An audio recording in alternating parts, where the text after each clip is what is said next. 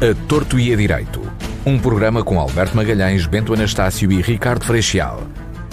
Realização de Luís Matias.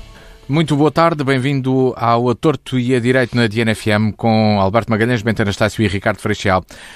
Seja bem-vindo a mais um programa, sempre à terça-feira às 18 horas, com repetição ao sábado também no mesmo horário, e para ouvir sempre que quiser no serviço podcast dnfm.com ou na página de YouTube da Diana com vídeo. Hoje vamos falar sobre eleições, dissolução de Parlamento, já aqui foi falado, o que é que pode acontecer a seguir e, claro, as lutas que existem dentro de PSD e CDS. Mas antes de entrarmos nos temas da agenda, vamos às notas de abertura. Começo com o Alberto Magalhães. Bem-vindo, Alberto, boa tarde. Notas para a abertura do programa de hoje. Boa tarde, Matias, boa tarde, senhores ouvintes, boa tarde, Ricardo e Bento. Olha, eu tenho hoje uma nota que é sobre o acontecimento que está a dominar a informação mundial, não é? A 26ª Conferência das Partes, não sei se são partes baixas, são partes gagas, da COP26, da Convenção Quadro das Nações Unidas sobre as Alterações Climáticas. Eu conheci o António Guterres, secretário-geral da ONU, uma vez, na fila da Secretaria do Instituto Superior Técnico. Isto em 1970, quando eu queria ser engenheiro. Estava na fila com um amigo e esse amigo era aluno do Guterres, que nessa altura era estudante do 5º ano de engenharia, mas era monitor de uma disciplina. Isto é, ajudava os assistentes nas aulas práticas. E era monitor desse meu amigo. Estivemos ali, as filas do técnico eram conhecidas pela sua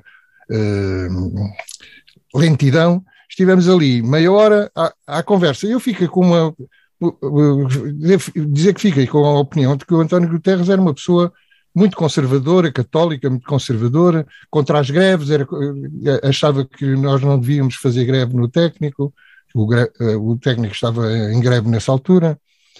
Enfim, pareceu-me uma pessoa conservadora. Foi com surpresa que o vi depois no PS. Mas pronto, habituei-me. Primeiro estranha-se e depois entranha-se. Agora, o que eu não esperava era vê-lo como discípulo radical da Greta Thunberg. Isso é que me deixou espantado. Quer dizer, é tempo de dizer basta, porque o mundo está a cavar a própria sepultura. É preciso acabar com o vício dos combustíveis fósseis.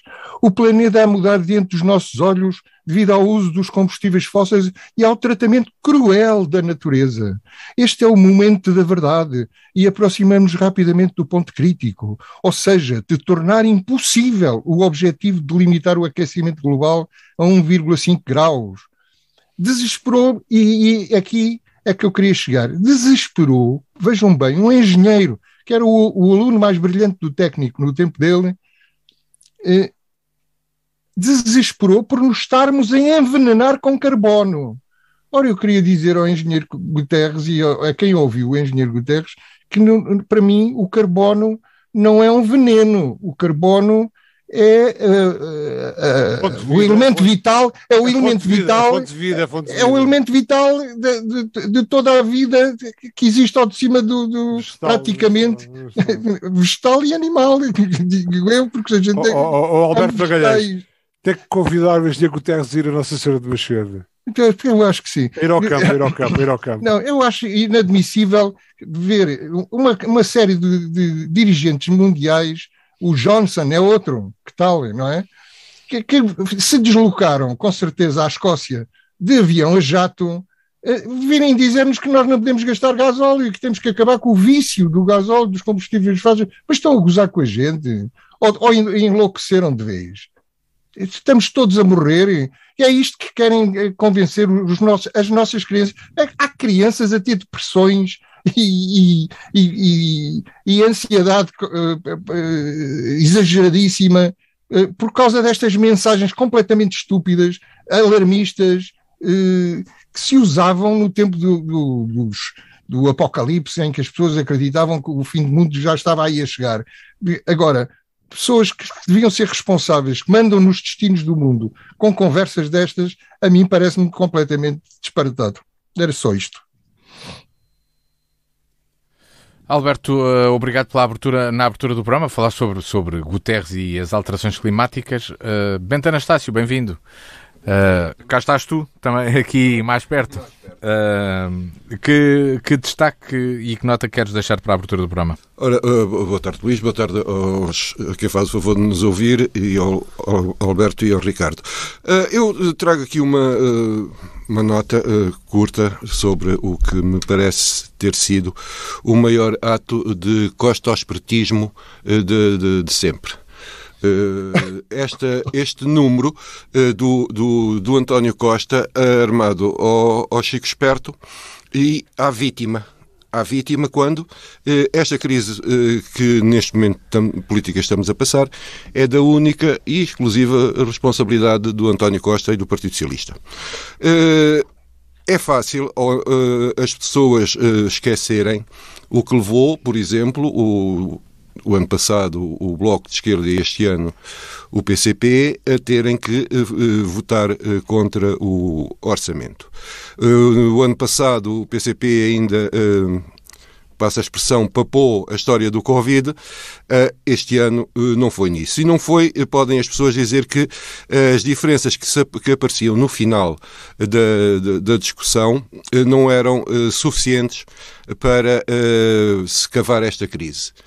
Ocorre, como em tudo na vida, que o copo vai enchendo e um dia, sem saber muito bem porquê, há uma gota que faz derramar o copo. O Partido Socialista não cumpriu acordos há mais de 2 anos sobre metas que têm a ver com o Serviço Nacional de Saúde, que têm a ver com a educação, que têm a ver com as reformas e com as pensões. E num ano a seguir a crise profunda, gerada pelo Covid, que, em minha opinião, ainda não começou a sério. Nós vamos pagá-los com língua de palmo depois, que quando acabarem as moratórias, os layoffs, essas coisas todas, vamos pagar isto muito, muito caro. E o Partido Socialista achou que era a altura de fazer uma crise e atirar a areia para os olhos das pessoas. Quando se começavam a ver as primeiras dissidências dentro do Partido Socialista, o falar-se no pós-Costa, resolveu o Costa que não havia pós-Costa, mas ante-Costa, e de um momento para o outro cavou esta crise política que é bom que lhe saia a cara. O Bento já trouxe então a nota de abertura. Cabe a vez agora ao Ricardo Freixal. Ricardo, boa tarde, bem-vindo. Nota de abertura no Torto e Direito de hoje. Boa tarde, Luís Matias. Boa tarde aos nossos ouvintes. Boa tarde ao Alberto Magalhães e ao Bento Anastácio. Eu não sei, já todos foram ao multibanco, já viram os vossos saldos no multibanco, já pagaram as vossas contas? Não. Está tudo bem. Bom, choveu e eu gosto de ler Bocage. Bocage tem um poema da água. Naturalmente que os nossos ouvintes não se precipita, porque eu não vou ler o poema todo, mas a água de facto faz falta porque lava a cara e lava os olhos, lava a nabiça e lava os agriões, rega a salsa e rega o rabanete, que apaga o lume e o borralho, que rega rosas e manjericos, que lava a tromba a qualquer fantoche, e que faz falta à agricultura e a muito mais. E, portanto, como veio a água, para quem tem sementes, a melhor coisa que nós podemos fazer, o melhor favor que podemos prestar a uma semente é enterrá-la, que semeie e que seja o que Deus quiser. Nota de abertura. Preocupa-me, estou-me preocupado, já há muito tempo me preocupa o perigo que representa para qualquer cidadão normal o sair à rua à noite, eventualmente durante o dia, principalmente nos centros urbanos, eventualmente para qualquer local de diversão.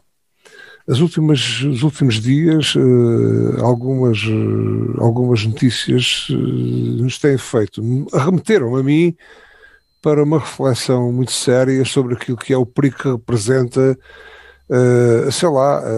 ir à rua e eventualmente ir ao cinema em Cascais. Eu não sou de Cascais, mas ir ao cinema em Cascais passa o termo, dá porrada.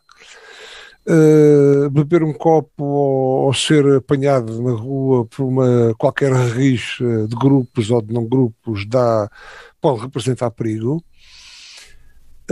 E as únicas forças de segurança que eu vejo atuar são forças de segurança paralelas às forças de segurança normais, institucionais, por vezes a darem, passo a ter porrada em cidadãos que se calhar não mereciam tanto. Ou seja, isto tudo aqui, há pouca lei, há pouca segurança nos espaços públicos. Isto é um alerta, porque umas vezes são apenas uns feridos, umas vezes, antigamente, no nosso tempo, Bento e Alberto Magalhães resolvia-se à chapada. Neste momento, não. Isso nós éramos amigos da noite. Nada, neste momento não. Neste momento as coisas metem facada, metem tiro, metem facadas, metem tiro, metem violência extrema, e isso preocupa-me. E mais, eu não vejo... Em todas estas reportagens é impressionante, quer dizer, sem qualquer espírito de crítica às forças de segurança, mas elas não aparecem. A malta dá porrada, a malta dá facadas, dá tiros, entre os seguranças, os tais das vidas paralelas, das boates, das discotecas noturnas, do que é que for, são foras de lei autênticos a dar murros, às vezes em cidadãos que fizeram pouco mais do que nada, e as forças de segurança não regulam nada. E, portanto, um alerta para que nenhum de nós e para que ninguém mais seja violentado na noite por dar cá aquela palha. E, portanto, no meio de tudo isto, encontramos o Sr. Presidente da República a saudar e a comer marmelada, seja com quem for, que coma marmelada, seja com quem for, que cuide dos sem-abrigo, mas que escolha bem os exemplos. Por todo o respeito que eu tenho, e não quero estar aqui a incriminar ninguém, mas que coma marmelada e que zele pelo sem-abrigo, mas que escolha bem os exemplos, para que isto não pareça tudo com os multibancos e com isto tudo, para que o acessório não passe para cima do essencial e para que isto não pareça tudo uma palhaçada. Obrigado, Ricardo. Assim começamos esta Torto e Direito, partimos para os temas da agenda e o início da nossa análise e também debate vai para as disputas eleitorais que acontecem dentro dos partidos à direita, PSD e CDS, num momento em que se adivinham eleições legislativas antecipadas. Alberto Magalhães, estas decisões, não são decisões, bem, no PSD há uma intenção, Rui Rio diz que não será bom realizar um congresso e eleger uma nova direção antes de eleições, já no CDS a situação é mais confusa. Que análise fazes deste estado de situação e destas lutas internas neste momento, tanto em PSD como no CDS? Não sou propriamente especialista em PSD nem em CDS, mas visto de fora, e vou tentar ser o mais equitativo possível, visto de fora isto parece-me assim. Parece-me que há dois pontos de vista diferentes. Um é o ponto de vista dos incumbentes, tanto no PSD como no CDS, e outro o ponto de vista dos desafiadores e de quem não está contente com os incumbentes. São dois pontos de vista legítimos e ambos têm alguma razão. Isto é, vamos a ver, do ponto de vista dos incumbentes. Reparem, o Rui Rio está há 4 anos como líder da oposição. Os líderes da oposição, e agora eu lembro-me sempre, quando falo em líderes da oposição que sofrem, lembro-me sempre do António Guterres, precisamente, que foi líder da oposição durante também uma data de anos, e eu lembro-me o que ele sofreu e o que diziam dele, e que diziam que ele nunca chegaria a primeiro-ministro, que era um incapaz de fazer oposição, que era humilhado pelo primeiro-ministro Cavaco Silva. Lembro-me de uma vez o Cavaco Silva, quando o Guterres pediu que houvesse debate entre o chefe do governo e o líder da oposição na Assembleia da República, pelo menos uma vez por mês ou 2 vezes por ano. Lembro-me que a resposta do Cavaco Silva foi mais ou menos isto: safa querem brilhar à conta dos outros. Era o que faltava. Isto para a gente se lembrar de coisas antigas. Ou seja, os líderes da oposição, geralmente do maior partido da oposição em particular, cá em Portugal, sofrem bastante. Não sei como é que é nos outros países, suponho que seja mais ou menos o mesmo. Portanto, do ponto de vista do Rui Rio, pegou no partido em cacos, depois da derrota do Passos Coelho nas autárquicas. Esteve numa oposição prolongada e difícil. A do CDS não foi tão prolongada, mas também foi difícil. E depois, quando tem hipóteses de crescer e até vencer, pelo menos no caso do PSD, vêm os que estiveram a pairar como abutres sobre a coisa e que descem rapidamente quando veem que se aproximam a oportunidade deles brilharem e descem sobre o cargo de líder da oposição ou de líder do partido. Isto é do ponto de vista dos incumbentes. Do ponto de vista dos desafiadores, também tem alguma razão. Quer dizer, se os líderes da oposição tivessem trabalhado bem, nós não avançávamos, dizem os desafiadores, não havia lugar para nós querermos avançar. E, além disso, estas eleições não são oportunísticas, são eleições normais, dentro do prazo normal, do tempo normal das eleições, portanto nós temos todo o direito de nos candidatarmos e de querer que os prazos se cumpram. E de facto, vamos lá ver, Rui Rio, a seu favor, como líder da oposição, tem uma posição mais moderada face do que o Rangel, não é? O Rangel é acompanhado por muitos passistas que ainda causam muita urticária em muitos eleitores que outrora votavam PSD. Lembramos-nos, por exemplo, dos pensionistas, que muitos deles não perdoaram ao PSD o corte nas pensões. Com Rui Rio, por outro lado, também é mais fácil o entendimento ao centro com o PS, no caso de não haver maiorias absolutas nas próximas eleições. O Rui Rio transpira sinceridade, até chega a parecer ingenuidade. Rangel é mais o político tradicional, mais manhoso. Rui Rio tem a desfavor, no entanto, a oposição errática que fez, pouco consistente e com poucos resultados, e agora a tentativa de adiar as eleições, parecendo ter medo de perder com Rangel. Ora, isto é fatal para um líder, parecer que tem medo de perder. Vou perguntar ao Bento, e começo por aí. Bento, será que este tipo de decisões e este tipo de lutas enfraquecem muito os partidos da direita? Como é que tu observas isto? Tu afirmas que quando é para dar na direita estás cá para isso e dizes essas coisas todas, pois, sendo de esquerda. Mas como é que tu analisas esta situação atual no panorama político português? Não é uma questão concreta, simples só de dizer o que é que se passa dentro do PSD ou dentro do CDS. É que isto... É algo que está a acontecer no ecossistema político nacional. Acho que há de facto um problema que a direita tem que resolver, que passa por um problema de liderança e de credibilidade e por aí fora. Mas esta guerra interna faz-me lembrar... É só a direita ou Bento Anastácio? É só a direita ou a esquerda também? Ao centro-esquerda, porque a esquerda não tem representatividade parlamentar, não há nenhum partido da esquerda revolucionária no Parlamento, portanto não se põe... O PC é de esquerda. O PC é um partido reformista, o Bloco é um partido social-democrata, afirmadamente social-democrata, portanto, e hoje o Partido Comunista é um partido do sistema enquadrado, regulamentou, e em algumas das alturas até sustentáculo do sistema. Mas agora hoje vamos falar da direita. Estava só provocado, não é? Obviamente é por isso que a gente aqui está. Olha para que é que a gente... Então, fomos aqui convidados, foi para isso. Ora bem, eu ia dizer que coisa, uma vez um senhor que é importantíssimo na história da Europa, que ganhou a guerra e depois foi despedido de primeiro-ministro, lembra-se do Churchill, que dizia que os inimigos estão dentro do partido, lá fora estão os adversários. Portanto, é um bocado isto. No PSD, nitidamente, a desforra da primeira grande derrota dos barões do PSD, quando o Rui Rio, contra todas as expectativas de barões e baronetes, foi eleito. Não era suposto ter sido.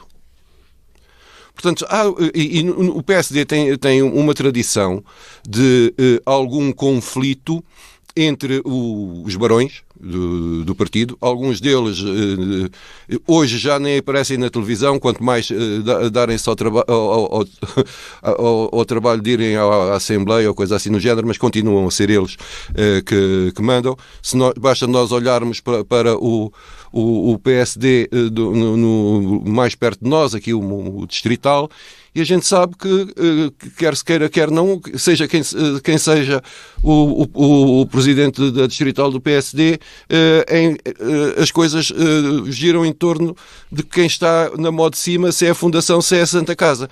Portanto, e acontece um bocado assim em todo o país. Ora, esta guerra interna não tem só a ver tem a ver, obviamente, com o poder interno e, sobretudo, com o que isso representa depois para alguns outros caminhos. Que tem a ver com vem aí muito dinheiro da Europa, vem aí muito dinheiro que os ministérios irão gerir, e há muita gente que não quer ser ministro, mas que dá jeito de ter um administrador da empresa como o secretário de Estado ou qualquer coisa que o valha. No CDS, eu acho que o que se passa aqui é a luta por um cadáver. Quer dizer, o CDS de hoje não tem rigorosamente nada a ver com o CDS que existiu. Há uma crise não só em Portugal, mas há uma crise europeia na área da democracia cristã. As democracias cristãs, os grandes partidos da democracia cristã ou se extinguiram ou mudaram de rumo, e deixou de haver um espaço para esse tipo de partidos. Até porque as transformações na Europa com a queda do muro não se fizeram só à esquerda. Há também reflexos à direita disso, com a ascensão de liberais, etc. E hoje a doutrina social da Igreja não é já um marco identitário dos partidos europeus. Como era o CDS quando foi criado, foi um partido democrata cristão por aí fora. E com alguns resíduos do antigo regime, de gente que por ali ficou quando esteve no país, o resto foi para os mirnos, para as FNs e para essas coisas. Hoje, sempre que houve uma mudança nas lideranças do CDS, tem havido complicações em termos internos.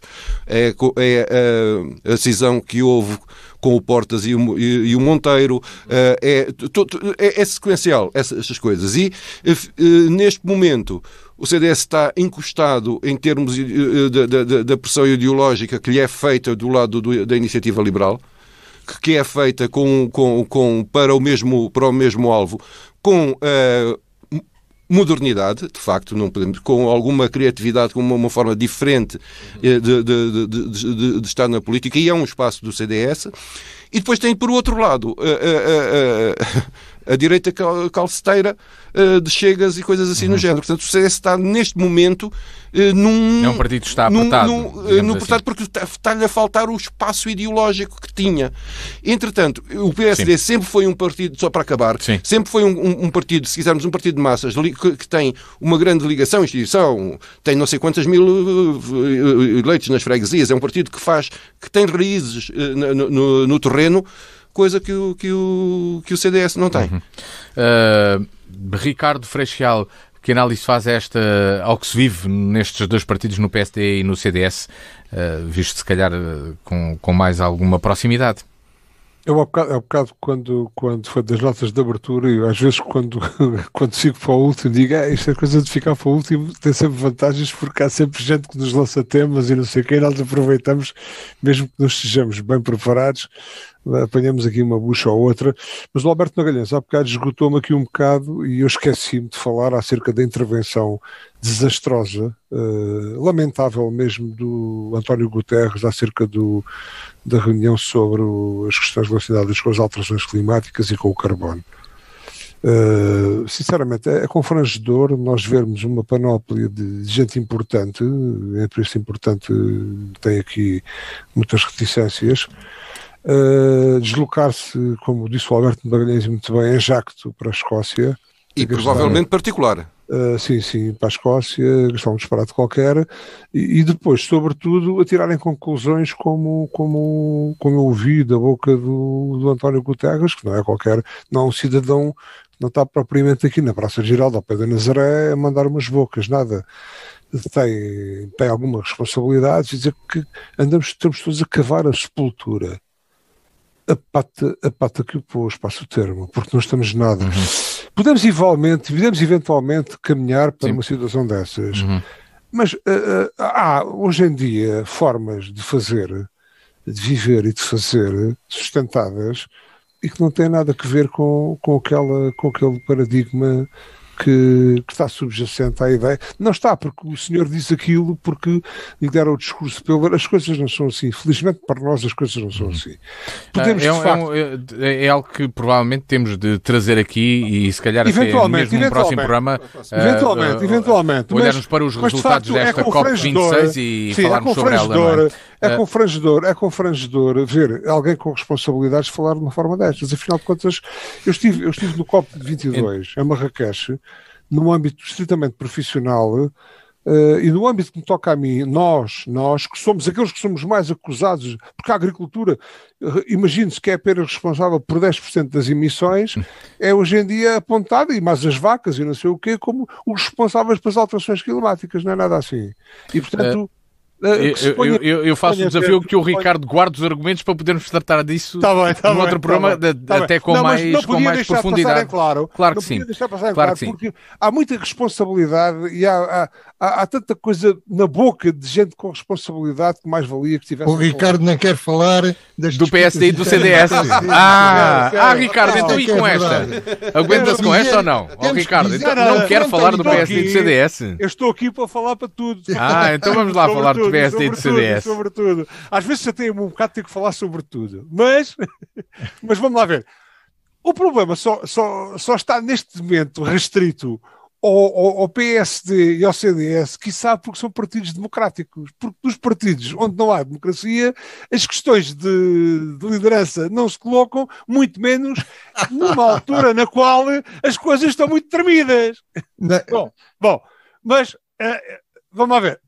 A partir daí, partilho de um pouco do raciocínio do Alberto Magalhães, ou seja, anda aqui uma malta toda na oposição a fazer o trabalho de sapa e depois, quando se antevê uma possibilidade de poder ascender ao poder, aqui salta a malta toda que está preparada, acho execrável este tipo de comportamentos.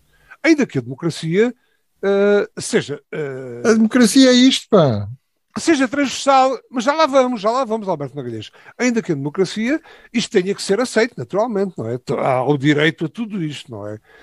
Mas de facto, assim que há uma possibilidadezinha da malta se pôr nos bicos dos pés, eles aí estão. E depois aparecem normalmente os mais pequenos, são aqueles que têm mais necessidade de que se pôr nos bicos dos pés. Os mais pequenos politicamente, não é? Não estou a falar deixa lá o comentador em paz e sossego. Deixa lá a noia sossegada. Ora bem. E de facto, mas isto toda esta falta de... Porque isto nota depois uma falta estratégica. Os partidos não podem estar agora, a 3 ou 4 meses de eleições, agora a tentar reconstruírem-se para ir para a frente. Nada, isto padece tudo, é enfermo, isto é enfermo, é naturalmente enfermo, é mórbido. E encaixa muito bem naquilo que eu venho a dizer há muito tempo. Ou seja, não me perguntem qual é o sistema. Agora, transportante para os partidos, isto é naturalmente o apodrecer uma tal democracia que já não tem possibilidades nenhumas, e neste momento as FIAs estão em causa as FIAs, estão em causa os congressos, estão em causa as eleições, as primárias, as secundárias, está tudo em causa, porque a malta, quer dizer, o sistema está em colapso. Credo, que exagero. Não, está Alberto Magalhães. Está agora em Não colapso. está, não está. Então, mas a pergunta que eu... Isso é um exagero e absurdo. Está em colapso. Não é. Isso é a vitalidade da democracia. Não é. A vitalidade da Ricardo, democracia. deixa passar aqui para o Alberto Magalhães, precisamente...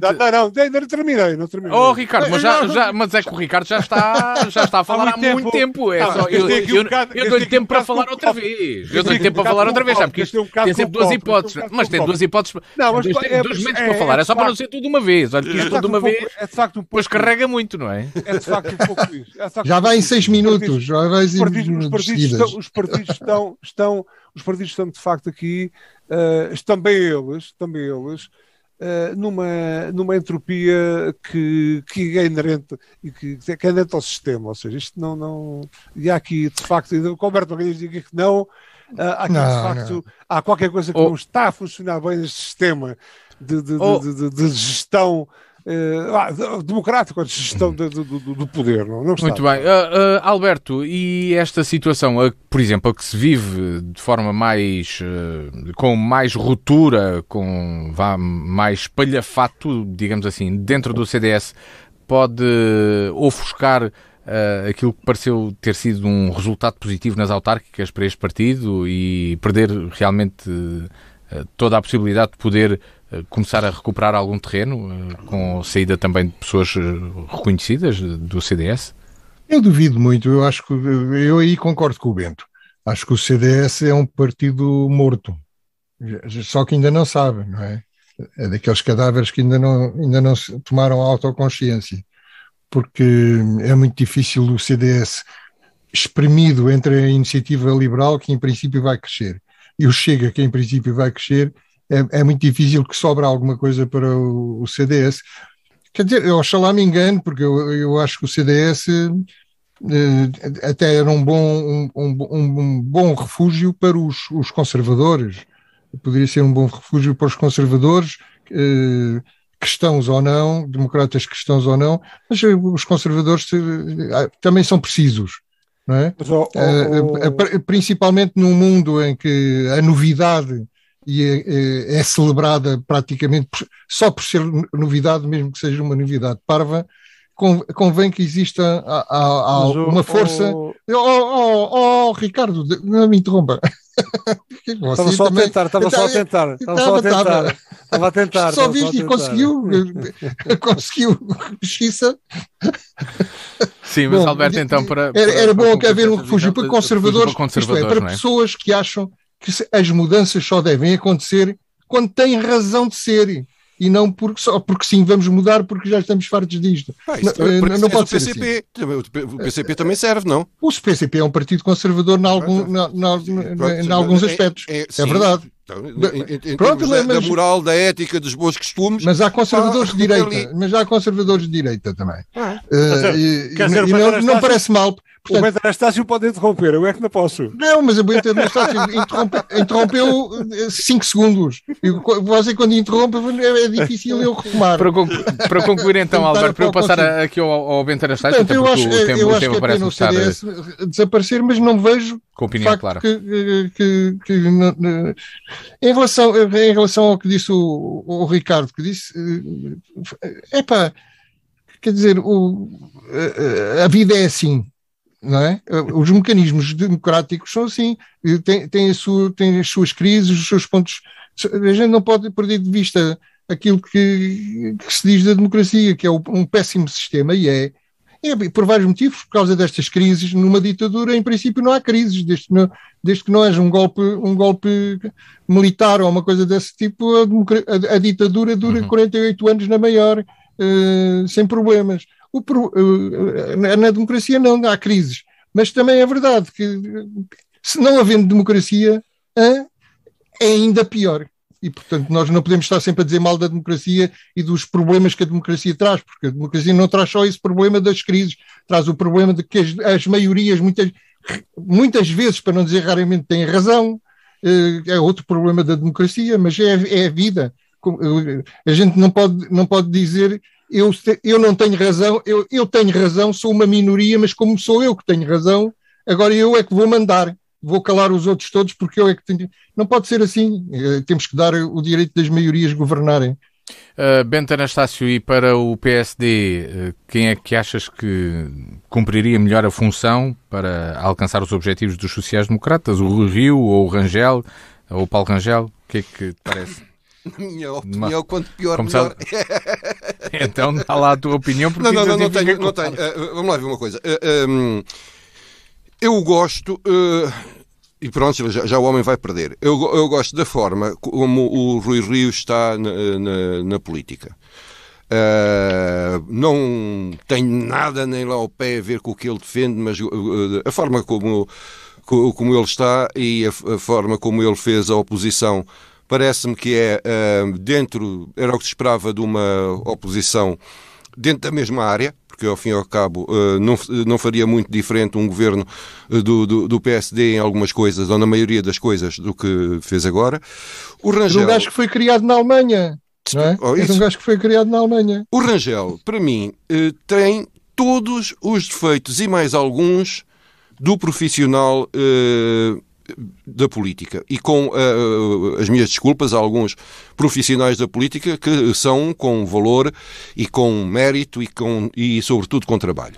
Portanto, temos vários exemplos.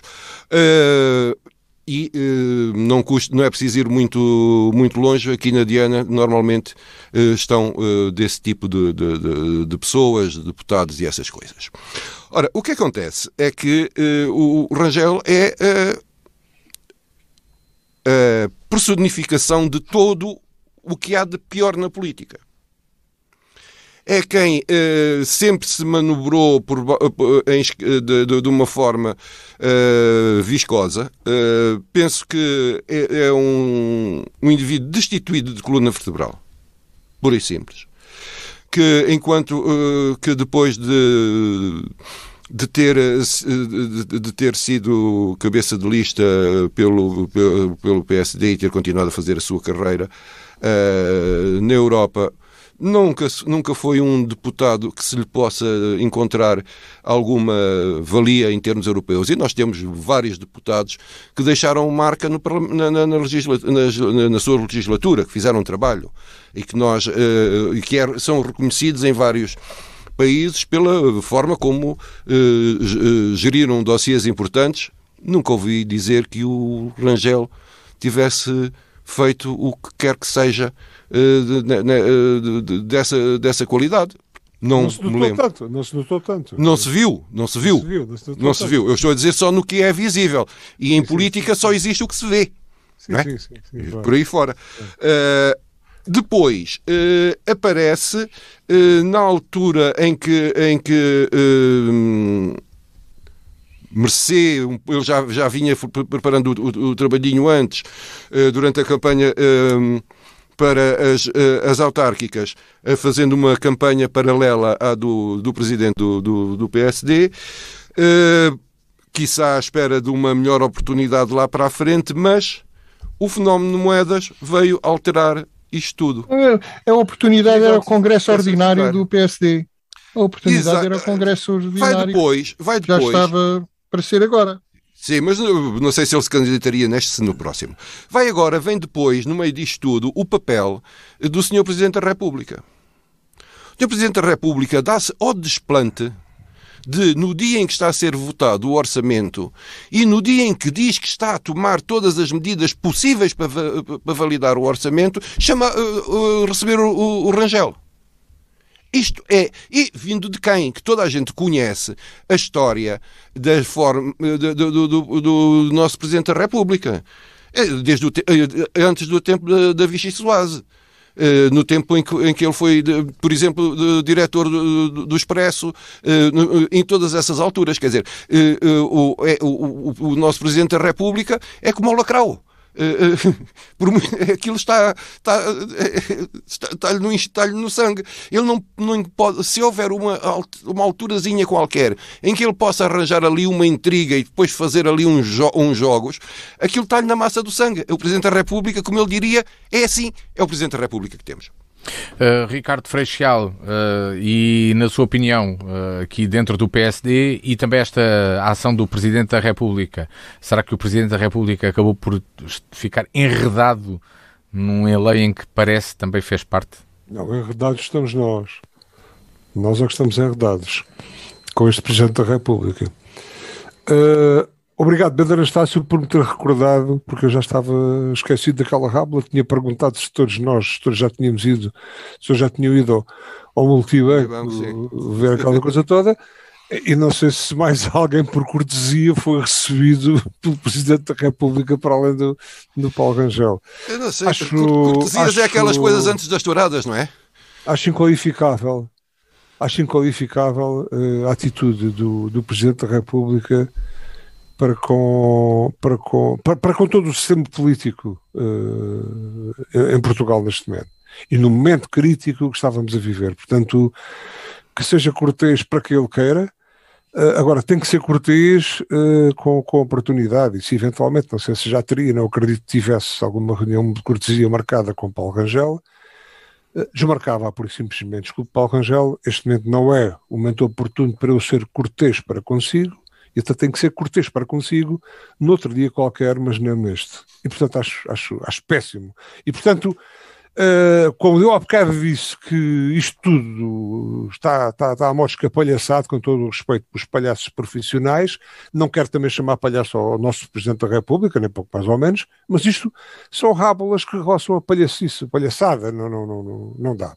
Bom, relativamente à questão interna do PSD, eu estou completamente fora do PSD, não tenho nada a ver com o PSD, já uma vez ou duas entrei no PSD, para o qual dei o meu contributo em termos não profissionais, em termos técnicos, em termos de opinião dentro do setor que me é mais próximo, mas olhando de fora, e eu já tenho sido aqui crítico, eu já fui aqui crítico várias vezes e não me esqueço disto, tento ser coerente quando posso. Já tenho sido aqui crítico relativamente a Rui Rio e à eventual falta de estratégia que tenho notado a Rui Rio, ou seja, não traça à direita. Neste momento, eu tiro o chapéu a Rui Rio. Tiro o chapéu a Rui Rio porque tem sido um herói, tem sido valente, contra tudo e contra todos, e contra todo o assédio, contra todas as eventuais tentativas de assassinato político e partidário que ele tem tentado fazer dentro do PSD. E mais, neste momento, no meio de toda esta entropia, acho que o Rui Rio tem mostrado uma coerência extraordinária e relevo neste momento, eu que já disse algumas vezes aqui, que eventualmente o Rui Rio estava à espera de meia nalga para se sentar no poder. Neste momento faço aqui o meu meia-culpa, ou eventualmente com mais peças à minha disposição para tentar montar o puzzle. Acho que o Rio neste momento tem mostrado um sentido de Estado extraordinário e tem posto esse sentido de Estado acima daquilo que são as suas eventuais estratégias partidárias, e aí tiro o meu chapéu. E oxalá que em política tudo fosse feito desta maneira. A Rangel, não tenho boa impressão de Rangel, e nem mesmo pessoalmente. Porque quando foi candidato às europeias tive um contacto fugaz e achei-o muito apavonado, e como disse há bocado o Bento Anastácio estava a falar, eu estava a rever ali uma outra cena que vivi de perto com o senhor, na altura candidato às eleições europeias, e estava por interposta pessoa, não por diretamente relacionado com o senhor. E estava-me a rever um pouco naquele raciocínio que o Bento estava a ter. Profissional da política, eventualmente pode parecer politicamente hábil, mas quanto a mim, socialmente dentro da política é inábil, e toda a gente vê o que é que está a querer e o que é que está a poder acontecer. Portanto, neste momento, acho de qualquer forma, acho o espetáculo em termos de show político deplorável do ponto de vista do que é transportar para o público tudo aquilo que eventualmente poderá haver de pior nos partidos em termos da luta partidária, daquelas coisas todas, e isso não funciona bem para a democracia, não funciona bem para o período que vivemos agora aqui politicamente importante e depois não vai funcionar bem também para o partido. Ora, Isso é que é pena. Só uma coisa que eu me esqueci há bocado de dizer, só muito breve. O Rangel é um indivíduo que tem o despudor de dizer publicamente que o Presidente da República tem que marcar as eleições para legislativas em função do calendário da eleição dele. Quer dizer, as eleições podem ser em março ou em fevereiro ou em março, não faz diferença nenhuma, porque a ele não lhe dá jeito porque tem umas eleições do PPD para resolver. Aí está um gajo a quem o bem comum está bem entregue. Ora, da situação interna dos partidos da PS e CDS... Luís Matias, mas também não partilho da ideia do que o Alberto Magalhães falou aqui na Iniciativa Liberal, que vai subir, mas vai subir para onde? A Iniciativa Liberal não tem qualquer tipo de representatividade dentro da comunidade e não passa do discurso eventualmente politicamente correto ou estrategicamente correto do seu líder, mais nada. A Iniciativa Liberal é o seu líder, mais nada. Portanto, são ideias, o liberalismo já existe há muito tempo e sinceramente também não vejo que possa crescer. Está muito aquém em termos de plataforma e de apoio e de votantes, está muito aquém do Chega. Alberto Magalhães... E mexe menos com a política do que o Chega. Bem, depois de olharmos para estes cenários à direita... Depois de olharmos para estes cenários, para o que se passa dentro dos partidos à direita, há que também fazer aqui um exercício prospectivo dos cenários pós-eleitorais. Esse é o desafio do Alberto Magalhães. Alberto, é esse o teu tema. Ora, que cenários é que traças para o pós-eleições, que não sabemos ainda quando é que vão acontecer? Bom, ou se vão acontecer. Em princípio vão acontecer. Não sabemos quando, mas também não vai ser daqui a 3 ou 4 meses, como dizia o Ricardo. Há mais pressa. Há mais pressa do que isso. É para Natal. Para lá para fim de janeiro. Deve ser. Lá para fim de janeiro deve ser. Ou até antes. Bom, os cenários pós-eleitorais. Imaginemos que a coisa se mantém mais ou menos na mesma e o PS tem maioria relativa. Nesse caso, duas hipóteses se põem. Ou governa em minoria com um governo minoritário e com o apoio do PSD, o que com o Paulo Rangel é mais difícil, mas não é impossível, se quiser evitar uma geringonça 2. Se o Paulo Rangel quiser evitar uma geringonça 2, terá que apoiar o governo de minoria relativa. Mas o Paulo Rangel, porquê? Partindo do princípio que o Paulo Rangel ganharia... Sim, partindo do princípio que o Paulo Rangel... Se for o Rui Rio, é mais fácil de ter esse apoio. Ou então, o PS tenta fazer uma geringonça 2, não é? Ou geringonça ponto 2, como agora se costuma dizer. 2.0. Ou 2.0. Isso pareceu-me evidente logo a seguir às eleições que iria haver uma ala do PS que iria tentar fazer isso, a ala do Pedro Nuno Santos. Ainda hoje, à hora do almoço, nós podemos ouvi-lo ao ataque, dizendo que podem contar com isso, habituem-se, a geringonça vai continuar, vai haver uma nova geringonça, qualquer coisa desse tipo, um entendimento à esquerda. Dizia quem? O Pedro Nuno Santos. Pedro Nuno Santos. Ou seja... E a geringonça era com ele ou com o Costa? Isso ele não disse. Ainda não disse. Mas está quase, provavelmente. Portanto, nesse caso, teríamos mais ou menos, teríamos mais do mesmo, à enésima potência, não é? Iríamos voltar a ter o PS nas mãos do PC e do Bloco de Esquerda, a fazer acordos e coisas. Sabe-se lá onde iria parar, digo eu agora vou exagerar um bocadinho, mas bateríamos o pé à União Europeia, faríamos tremer as pernas dos banqueiros alemães, que é o que o Nuno Santos gosta de fazer, bateríamos o pé ao Banco Central Europeu, aos credores internacionais, a quem devemos 120 e tal % do PIB, etc. Prescindiríamos dos investimentos estrangeiros, talvez, nacionalizávamos a Auto Europa, quem sabe, isto é, balbúrdia. Depois poderemos ter outro cenário, que é o da maioria absoluta do PS, ou a maioria absoluta do PS com a ajuda do PAN. Isso aí é pouco provável. Apesar da maioria absoluta do PS parlamentar. Sim, não ao mesmo o governo de coligação, porque não? Fazer uma coligação PS. Podia-se ter a Inês PS, não sei o quê, como ministra dos animais, por exemplo. Ministro dos animais, da pecuária e dos animais de companhia. Dos animais. Dos animais. A pecuária já é outra coisa. A pecuária é específica. Eu parece-me esta solução pouco provável. Parece-me pouco provável que o governo, que o PS tenha maioria absoluta. Apesar do desgaste da direita, apesar da direita estar em frangalhos e estar, como todos a gente sabe, em lutas fratricidas, parece-me que o desgaste do governo também foi grande demais para o PS conseguir maiorias absolutas.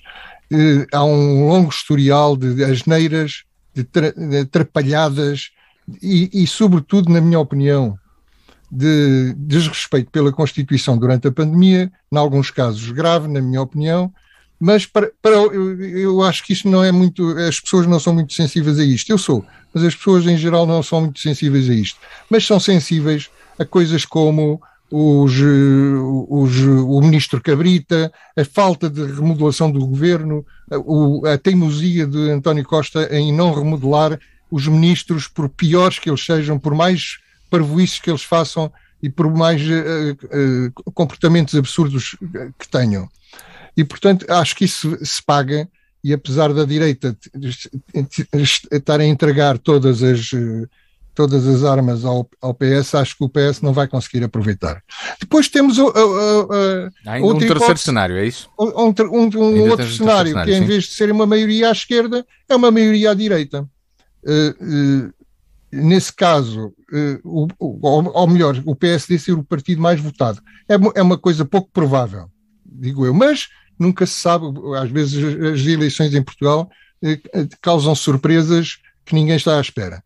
E pode ser que, por exemplo, se o Rangel ganhar as eleições, pode ser que seja esse tal fator surpresa, como o Moedas foi em Lisboa, e que as pessoas que votavam anteriormente no PSD se revejam no programa dele e deem uma maioria. E nesse caso terá que ser o PS a apoiar um governo do PSD para evitar que o PSD tenha que se coligar ou fique nas mãos do Chega. Este, assim, em traços gerais, são as hipóteses que eu vejo. Não sei se há outras, mas eu, assim, as mais prováveis são estas. Não é provável que o PC tenha maioria absoluta e forme o governo. Bento Anastácio, que cenários é que traças e face estes, que já aqui foram desenhados pelo Alberto Magalhães, o que tens tu a dizer, o que é que achas que pode vir a acontecer? Eu acho que o PS, que isto não vai haver alterações nenhumas em termos da composição da Assembleia. Alguma coisa vai mudar. Vai haver alguns ajustes. Se o Chega vai crescer, alguns vão ter que... Vai haver aqui alguns ajustes, eu não sei... O PC vai descer, o Bloco de Esquerda vai descer. O Alberto propôs aqui uma coisa que não estava nos teus cálculos, nem mais perto, nem mais longe, que era a coligação do PS com o MRPP. Portanto, aquele cenário daquela geringonça 2.0 que ele descreve, penso que deveria ter sido, de um momento para o outro, a grande notícia e o grande fenómeno vai ser a subida o PCP já desistiu das nacionalizações do MRPP para fazer coligação com o PS. Outra coisa que será possível, vai haver de facto ajustamentos. A direita populista vai provavelmente, ainda dentro deste quadro, ter alguma maior representatividade. Basta, em alguns círculos eleitorais, haver um ligeiro aumento da abstenção para, por exemplo, em Lisboa, em Porto, Braga e Aveiro, o Chega a poder eleger. Portanto, isso não é crescimento por aí fora, mas basta um ajustamento de centenas de votos nestes distritos para fazer com que o Chega possa ou não eleger. A questão que se vai pôr a seguir tem a ver com o tipo de relação que o PS vai estabelecer com os outros partidos à esquerda. E aí é que se põe o problema Costa. Penso que numa situação de maioria simples do PS com uma maioria à esquerda, é impossível o António Costa continuar a ser secretário-geral poderá continuar a ser secretário-geral do PS, evidentemente, mas não poderá continuar a ser primeiro-ministro. Daí a forma como o Pedro Nuno Santos tem estado desde o Congresso do PS, que é entra mudo, sai calado. Hoje, depois de muito apertado, diz que não é um ato isolado na democracia. Que esta solução não é um ato isolado da democracia. Durou 6 anos, que, tirando os governos do professor Cavaco, ninguém durou tanto tempo. Portanto, dentro desta perspectiva, penso que com uma nova maioria à esquerda, com o PS em minoria, o António Costa não poderá ser o próximo primeiro-ministro. Bem, isso seria um cenário ainda mais inovador. Como é que o Costa vai resolver este problema? Quer dizer? Ricardo Freixal também tinha-lhe passado pela cabeça a possibilidade de surgir um cenário destes, uma maioria à esquerda? Não. Mas que Costa não pudesse ser o primeiro-ministro? Eu estou com outro prognósticos só depois do jogo. Só depois do jogo, pois. Vamos lá ver, quanto tempo é que é preciso para se formar um partido político e se candidatar com oportunidade para umas eleições legislativas? O tempo? 7.500 assinaturas e um congresso. Ainda há tempo. Um movimento. Eu estou a perguntar isto porque... Não, mas do ponto de vista legal, da formalização... Há tempo ainda. Penso que sim, o Tribunal Constitucional não resolver aquilo em tempos. Bastaria eventualmente, esgotar uma reunião de cortesia com o seu Presidente e passar depois. Também vale com assinaturas falsas, como é o caso do Chega. Não. Eu estou a dizer isto porquê?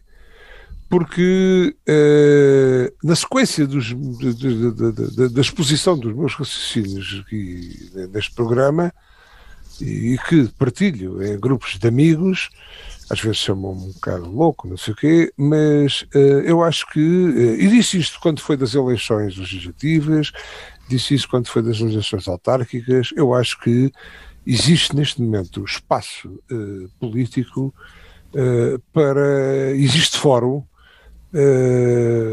passível para discussão e espaço político para o surgimento de uma nova forma de pensar e de fazer política neste país e, quiçá, na sociedade em geral, mais para além do nosso país. Pegando e pondo de parte todo o bafio, toda a corrupção e todo o interesse do ponto de vista partidário que se aproveita da política para fazer política dentro dos partidos e para criar uma nova forma de pensar em comunidade, de pensar os principais problemas que surgem, que afetam a comunidade, porque a comunidade está ávida, quanto a mim, já há muito tempo, de fóruns de discussão verdadeiros, despidos de... quiçá com alguma ingenuidade, não sei, mas despidos de interesses do ponto de vista pessoal, político, partidário e etc.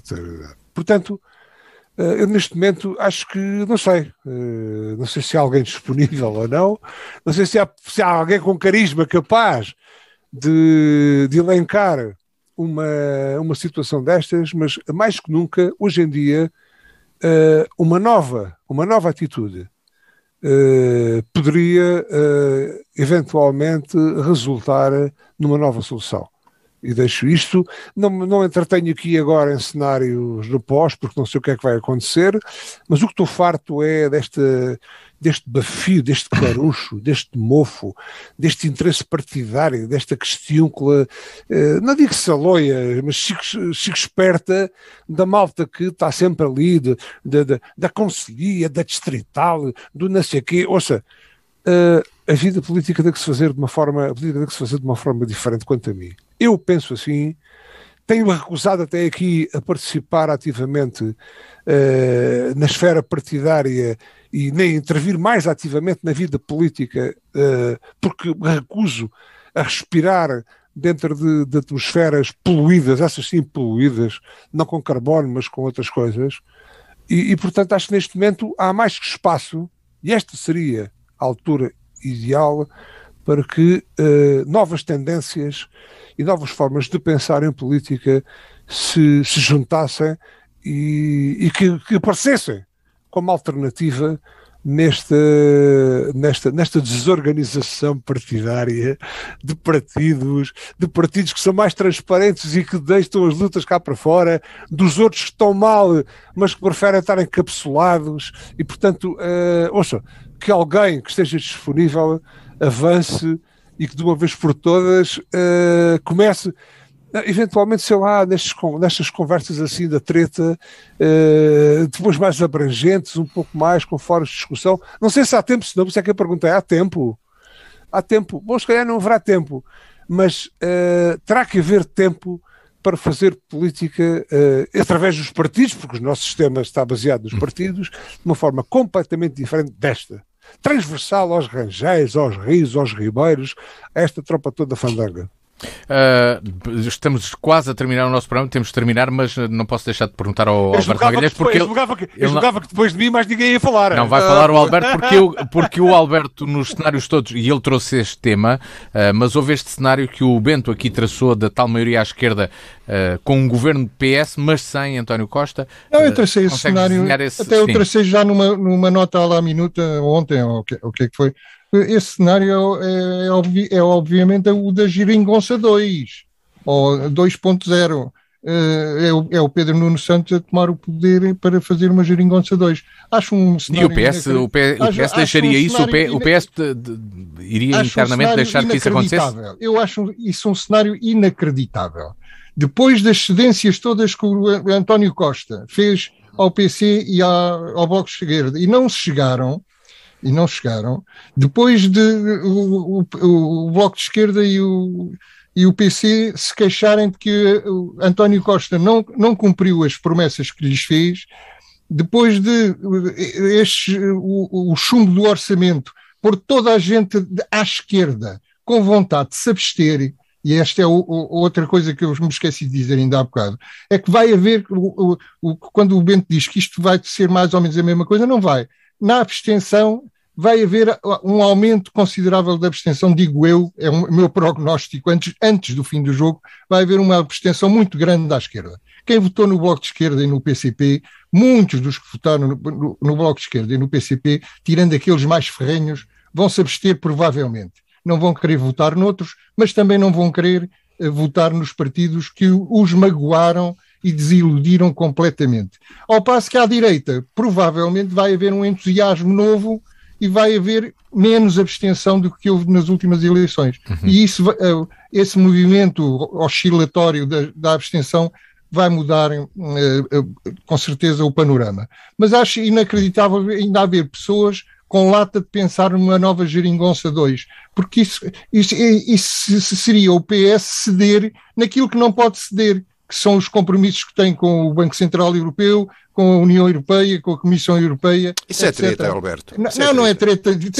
Treta é a vossa de quererem uma Geringonça 2, isso é que é treta. Eu preferia, de facto, uma Geringonça 3.0 em que o PS fosse a força minoritária da área da esquerda. Isso é outra questão. Não queria, queria a Revolução Socialista, olha que raio, não posso querer. Podes querer, mas não vais ter. Isso é outra questão. Mas já agora pergunto ao Ricardo Freixel qual a sua preferência? Uma Geringonça 2, 3 ou que solução? Não, põe testes geringonças. Ora bem, eu também. Muito bem. Acabei por testar geringonças. Não Bem, chegamos assim ao final do A Torto e Direito. Obrigado a Alberto Magalhães, Bento Anastácio e Ricardo Freixal por mais este programa. Voltamos a estar consigo de hoje a uma semana aqui nos 94.1. Adeus, meus amigos. Também voltaremos a estar aqui no sábado às 18 horas e na página de nfm.com, na versão de áudio e também na versão de vídeo. O encontro está marcado para de hoje uma semana. O Ricardo tem de fazer a assinatura final, não é? Já sabemos. Não, mas o Bento também está à espreita. Não. O tempo é só para vos lembrar a todos ao grupo e aqui ao fórum que o tempo começa a estar assurdível. Bem, voltamos de hoje a uma semana. Até lá, boa tarde. Boa tarde. A Torto e a Direito. Um programa com Alberto Magalhães, Bento Anastácio e Ricardo Freixal. Realização de Luís Matias.